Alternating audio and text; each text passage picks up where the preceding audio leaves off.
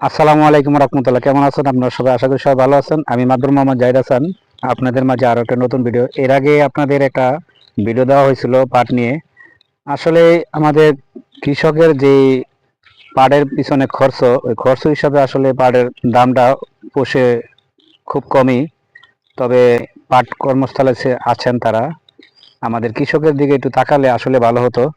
বিষয়টা হলো, দেখতেই পারতেছেন আমাদের গ্রামের মা বোনেরা সকলেই এই পাট নিয়ে বিভিন্ন কাজের সংসারের কাজ রেখে এসে ওনারা পাট নেয়। অথচ এই পাটের যে কষ্ট এবং যেই এই পরিশ্রমগুলো, ওই পরিশ্রমগুলো আসলে পাটের দাম হিসাবে মানে পুষে ওঠে না। যাই হোক, এর আগে আমি আরেকটা ভিডিওতে বলেছিলাম যে সরকারি যারা কর্মকর্তা আছেন তারা কৃষকের দিকে একটু তাকালে হয়তো আমাদের এই পাটের কাজগুলো করে হয়তো পুষিয়ে উঠতো বা কৃষকের একটা আগ্রহ জাগতো।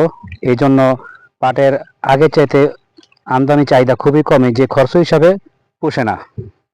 তো সেক্ষেত্রে বলতেছি, উদাহরণস্বরূপ বলতে গেলে প্রথমে আমরা ক্ষেতের যে চাষ করি, বিভিন্ন রকমের খরচ হয়ে চাষের খরচ, সার ওষুধ, বিভিন্ন সাইড দিকে আমরা কৃষকের জন্য যে করণীয় আসলে এটা করে উঠতে পারতেছি না। তো সেক্ষেত্রে বলতে চাইতেছি পাটের দামটা ভালো হলে অবশ্যই এই পরিশ্রম সফল হতো।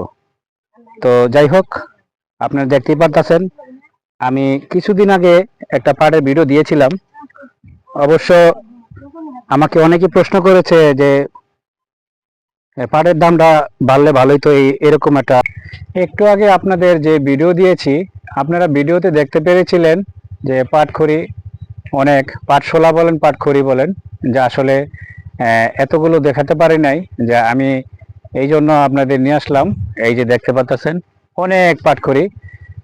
গ্রামের মহিলারা অবসর টাইমে, কাজের অবসর টাইমে তারা এই পাটগুলো নিতে থাকে, পাটগুলো নেয়, রান্নার কাজে ব্যবহার করে। এই জন্য আমি দেখাতে আসলাম। এই যে দেখতে পাচ্ছেন, এই যে অনেকগুলো সারি সারি করে বেঁধে রেখেছে।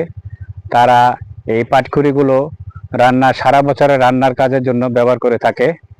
আর এগুলো আরো আরো অন্য কাজে ব্যবহার হয়, যখন অন্য অন্য জায়গায় পাঠানো হয় বিভিন্ন কাজে পাটখড়ি ব্যবহার করে, তা আপনারা নিজেই জানেন, বলার কিছু নেই। তো যাই হোক, এই জন্য দেখানোর জন্য নিয়ে আসলাম এই সেই পাটখড়ি। আমার আগের ভিডিওতে দেওয়া ছিল পাট, আমি পাট নেওয়া অবস্থায় গ্রামের মহিলা যে কীভাবে পাট নেয় সেটা আপনাদের আগের ভিডিওতে দেখাইছিলাম। আর আশা করি পরবর্তী সময়ে আরও ভিডিও পাবেন, সেই অপেক্ষায় আপনারা থাকবেন ইনশাল্লাহ। এবং সাবস্ক্রাইব করে পাশেই থাকবেন নতুন নতুন নিত্য নতুন ভিডিও পাওয়ার জন্য। আজকের মতো বিদায় নিতেছি। সবাই ভালো থাকবেন, সুস্থ থাকবেন। আল্লাহ হাফেজ।